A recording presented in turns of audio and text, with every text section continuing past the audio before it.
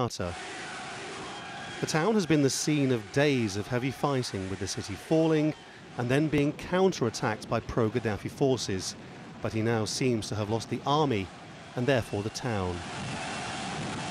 Just as significant is the town of AlJazeera west of Tripoli. That's also said to have fallen. It's here that opposition protesters have claimed the army, with heavy weapons, killed large numbers of protesters armed only with hunting rifles. Yet here too the army changed sides.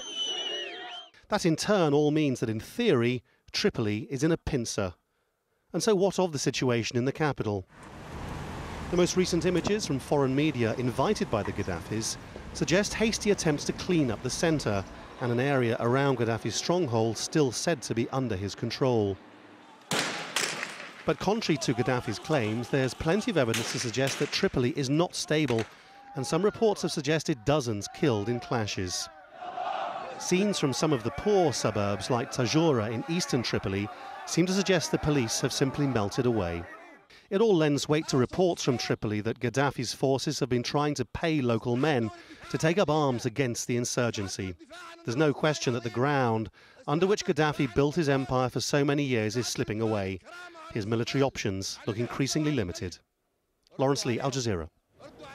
Well, take a look at the man there on the ramparts. It is hard to believe that the reign of the Libyan leader Muammar Gaddafi may soon be over, but in parts of the country now under opposition control, people are already taking advantage of the new political reality. They are able to speak publicly for the very first time. Al Jazeera's Stephanie Scowen has that story. They've not been able to speak out for decades under Muammar Gaddafi's rule. But with eastern parts of Libya now under opposition control, ordinary people are already finding their voice.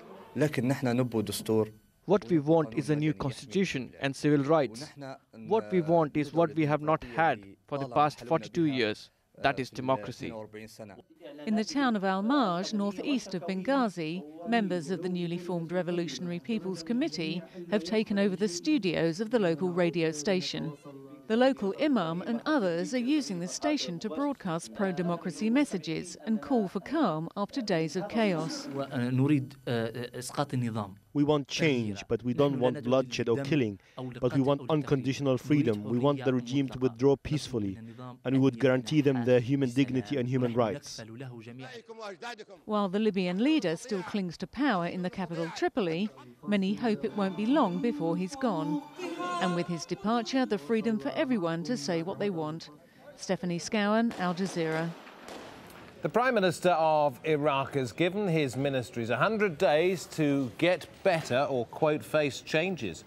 Iraq has seen weeks of anti-government protests, and on Sunday the governor of Babil province quit. He was the third provincial governor to do so this month. All this as the head of Iraq's parliament called for new provincial elections. I call on the government, the parliament and the Independent Election Commission to conduct elections in the provinces, districts and local councils at the earliest possible date. We will work on revisions to the electoral laws soon. Those for the districts and provinces are ready to be adopted, but those concerning the provinces will need to be revised. We should conduct new elections so that the people can have their say. Iran's former president, Mohammad Khatami, has called for the release of the leaders of Iran's political opposition. Mir Hossein Mousavi and Mehdi Karoubi and their wives were put under house arrest ahead of anti-government protests on February the 14th. The International Campaign for Human Rights in Iran says it doesn't know exactly where they are. Opposition websites have called for new protests on Tuesday to demand their release. 20 explosions have killed at least 14 people in Afghanistan. It was at a dogfighting ground in the Arghandab district of Kandahar province. The local police commander is believed to have been the target. Pretty much sure what the result of Ireland's elections are. The results almost all in, and the main opposition parties claimed victory. Fine Gael's leaders called it a transformative moment in the country's history, and the ruling party is facing its worst defeat in nearly 80 years, punished by voters for economic failure. From Dublin, Rory Challens. It's clear that this is a total reshaping of Irish politics. This office here, the office of the Prime Minister, called the Taoiseach here in Ireland, is going to see a new man installed. He's Enda Kenny, the leader of the Fine Gael party. And let's have a look at what some of the papers are saying here in Ireland. Kenny to be the new Taoiseach, says the Sunday Times. Over to you now, Enda, says the Irish Mail. And end of the line, says the Sunday World. Now, the Irish are expecting a different type of leader from what they've had in their last two Prime Ministers.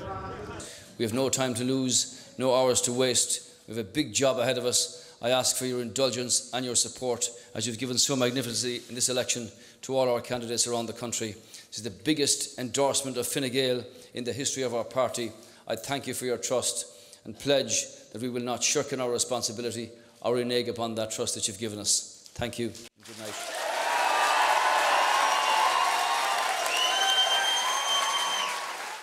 The next few days then will see some frenetic horse trading between Fine Gael and their most likely coalition partners, Labour, as they both try to work out who is going to take the plum political posts. But for Fianna Fáil, so long the dominant force in Irish politics, it's going to be many years in the political wilderness. That is their punishment for their role in Ireland's humiliating fall from economic grace. Rory Challens, AlJazeera, Dublin.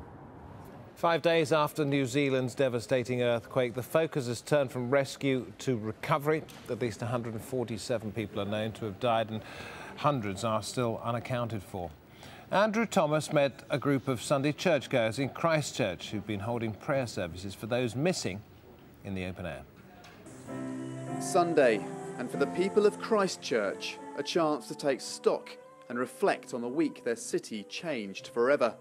Like so many others, this church was damaged in Tuesday's earthquake, this service taking place al fresco, with the week's events forefront in everyone's mind.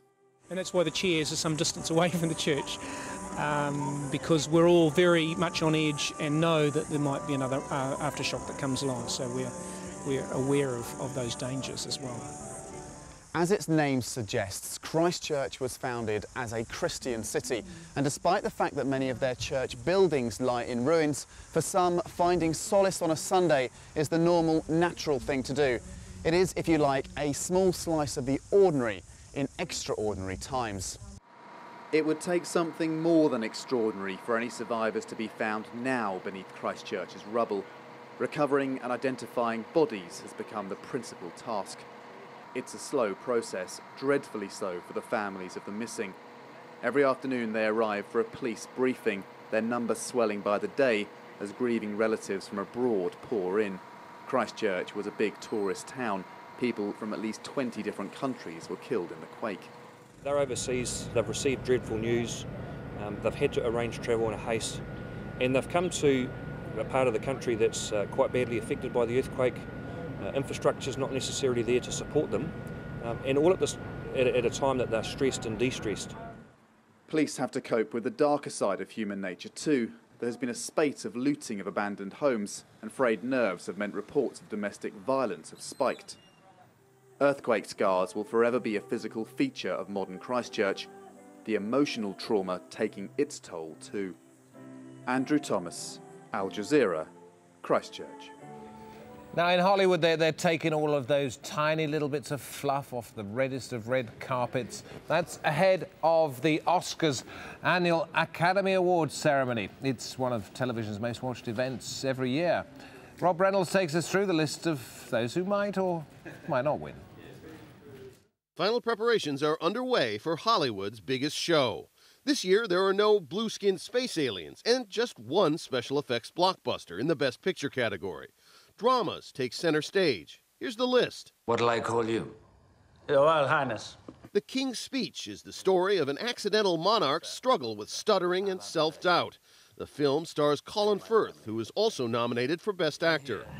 You really need to relax. Black Swan harrowingly portrays a prima ballerina's artistic triumph and simultaneous descent into madness. Natalie Portman is a front-runner for Best Actress. This is something I just never allow. In The Kids Are All Right, a lesbian couple's teenage children contact their biological father nearly destroying the family. Annette Bening has a Best Actress nomination. James Franco finds himself literally stuck between a rock and a hard place in 127 Hours, a graphic survival story directed by Danny Boyle.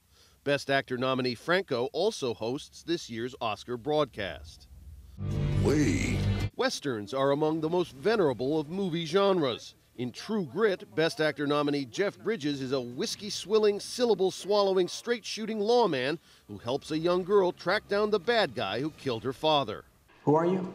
The ruthless digital frontier is examined in The Social Network. Jesse Eisenberg's channeling of unlikable Facebook founder Mark Zuckerberg earned him a Best Actor nomination.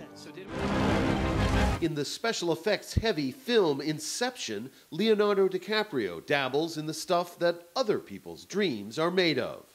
Winter's Bone depicts a teenage girl's wretched journey through impoverished, meth-addled rural Missouri in search of her no-good, drug-dealing daddy. I'll find him. 20-year-old Jennifer Lawrence's portrayal of the tough-as-nails teen earned her a Best Actress nomination. New toys! Yeah! Pixar's Toy Story 3 rounds out the Best Picture nominations, with wisecracking playthings fleeing the garbage truck in search of a child's love. The animated feature was the top-grossing 2010 film worldwide. Also nominated for Best Actor, Javier Bardem in the Spanish-language film Beautiful. Nicole Kidman in Rabbit Hole and Michelle Williams in Blue Valentine are in the running for Best Actress awards. 2010 was the biggest box office year in history, according to the Motion Picture Association, with worldwide ticket sales topping a record $31.8 billion. Rob Reynolds, Al Jazeera, Hollywood. Headlines for you here on Al Jazeera. Reports suggest that Libya's third biggest city, Misrata, is now in the hands of opposition supporters, as is AlJazeera. According to witnesses, tanks are now moving towards Misrata. It means the uprising is moving closer to the capital, Tripoli, with some protesters saying they will march to Tripoli. The United Nations Security Council has voted unanimously for sanctions against Libya's leader Muammar Gaddafi and his inner circle. Sanctions include travel bans, an assets freeze and an arms embargo. The US ambassador to the UN said the sanctions send a strong message. When atrocities are committed against innocents, the international community must speak with one voice, and today it has. Tonight, acting under Chapter 7, the Security Council has come together to condemn the violence, pursue accountability, and adopt biting sanctions. There have been reports at least 2 people in Oman have been killed by police who've opened fire, it's claimed, on